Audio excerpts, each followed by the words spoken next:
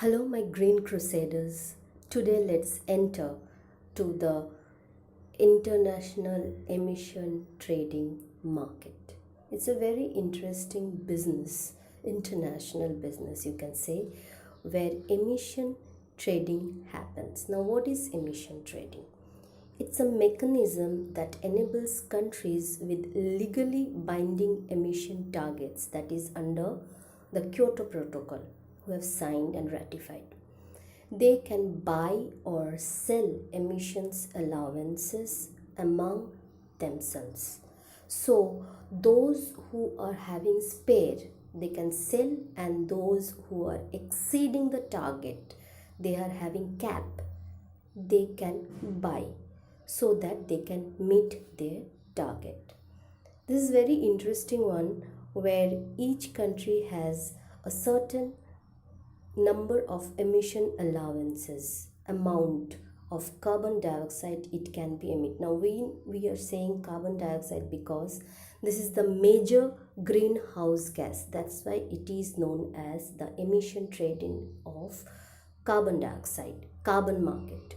Okay, so in Kyoto Protocol, they can go for trading to meet the target. The IET allows industrialized country to trade their surplus credit on the international carbon credit market. That means you are understanding industrialized countries means the developed countries. It is between the two developed countries. Another way is helping out the developing country. When you are helping out with the developing country with their finance and the technology to go for clean technology, here also you can buy the emission reduction credits. So this is bought by the developed countries and they can meet their emission target. So let us see the CDM, the Clean Development Mechanism. Here, this is the flexibility mechanism that involves the developing countries, where the developed countries would design and provide the targets where to meet their targets of greenhouse gas emission, where they agreed upon that they would be helping out the developing countries to meet the clean technology. So how they can do this? Developed countries, they may finance greenhouse gas emission reducing projects undertaken in developing countries and receive the credits to help them to meet their mandatory limits. So this is another way, the project based way, where they can meet their target. Also they can assist the developing countries who host CDM projects to achieve sustainable development. So this is the another way, and this comes under the project based. The building the largest carbon offset instruments in the world, that is the clean development mechanism.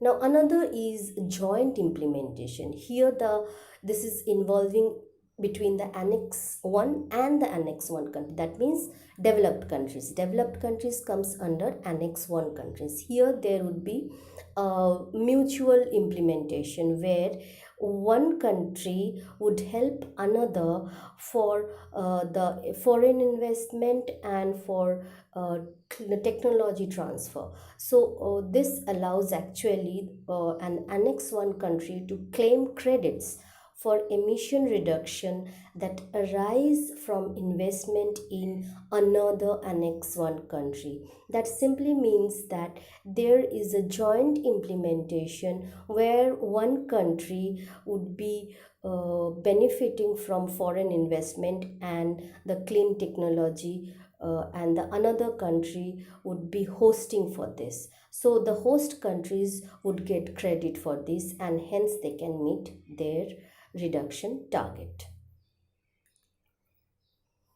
Now, what is the impact in India of climate change? Rajasthan drought, run of course, sea level rise, Mumbai saltwater intrusion, Kerala, productivity of the forest, chloral bleaching,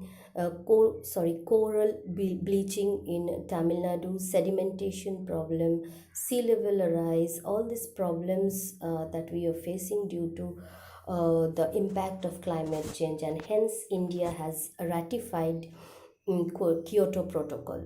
India signed UNFCCC on 10th June 1992, and India ratified the Kyoto Protocol also, and Indian government has taken action, and a national action plan is set up on climate change. So you can see that a solar emission for enhancement energy efficiency, national emission for on sustainable habitat, national mission on water. So many work is going on in India due to this ratification. These are the initiatives taken by the Indian government. The Green India, this is a national mission. The sustainable agriculture, then strategic mission on climate change. All these initiatives has been taken by India. So the impact of climate change are not evenly, actually not evenly distributed.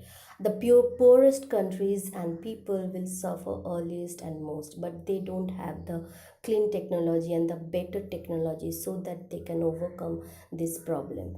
Hence, the developing countries and the underdeveloped countries, they require the support from the developed countries, and that is how the protocol talks about. The protocol has given the area where this problem can be solved. So it's a long way process, and it should be forced, and it should be betterment for the world.